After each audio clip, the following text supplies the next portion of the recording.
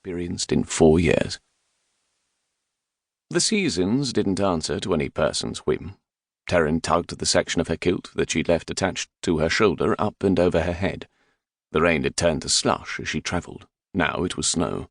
The wind blew so hard the white puffs were going nearly sideways, but it hit the ground at some point and stuck.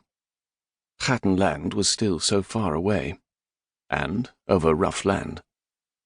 Her belly tried to constrict, but she ordered herself not to give in to fear. She'd made her choice. Now Duncan Land was further away than Hatton Land. She would simply have to push on. Terin stared at the white fluffs of snow, doing her best to scrounge up her resolve. It actually didn't take too much effort. Yes, her knees were cold, well, freezing, but she didn't have to worry that the next meal she sat down to consume would be laced with poison. Lord, she'd eaten so many hard-boiled eggs in the last 4 years because she could gather them herself and boil them in the small kettle in her chamber. "You're alive." She was, and all the members of her husband's family who had wished her an early death were victims of their own schemes now. Her father would expect her to come home. Terin wrestled with the anger the thought of her home brought her. Logically, she understood that being the lad's daughter meant her marriage would be arranged. Her education had been carefully directed, so she would be ready to manage a large household. She had not expected love, of course, but respect shouldn't have been too much to hope for. Her husband had been a monster. Even the blowing snow wasn't cool enough to combat her temper. "Well, good then, because you have a long walk ahead of you still. Your temper can keep you warm." Her belly rumbled. She couldn't indulge in a horse because it would attract attention to her. One lone youth in ill-fitting clothing would be cause for notice, so she'd walked or bartered for a spot on a wagon if she could. Now, though, all the wagons were heading for shelter, their drivers hurrying to secure stable space for their horses before there wasn't any more to be had. She needed to hurry, too. Terin squared her shoulders and headed across the road toward a public house. It was less than a decent place. As she ducked beneath the doorway, she heard the squeal of several women. Inside the dim interior, there were a collection of mismatched tables. Their tops were scarred and stained, a few of them charred from fire. "Here now," a man pointed at her. "There's a penny to come in." Of course it was. Shelter wasn't free. Terin dug out a coin and went to pay the owner.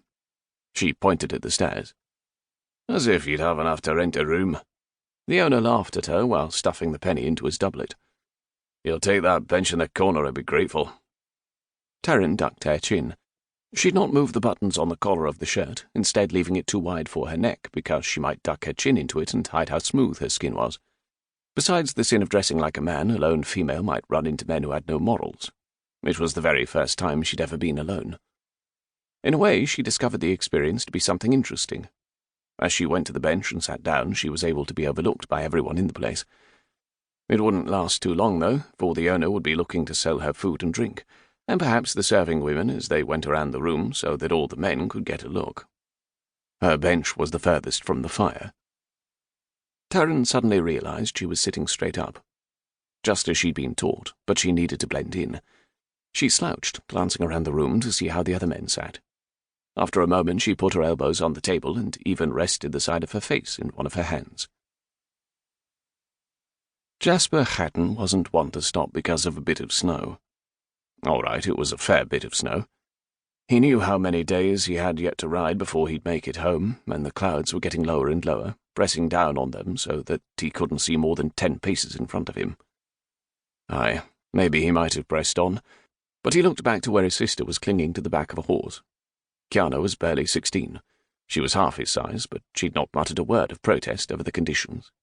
Aye, she was pure Hatton. Strong and stubborn. He'd have to recall that his mother would skin him alive if Kiana caught a fever because Jasper had insisted on riding home through a snowstorm. His mother was pure Gordon.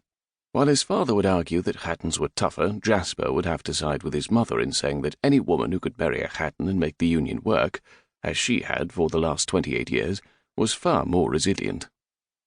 Besides, it was far more enjoyable to watch his mother take aim at his father, or one of his other brothers, than it was to have her ire directed at him.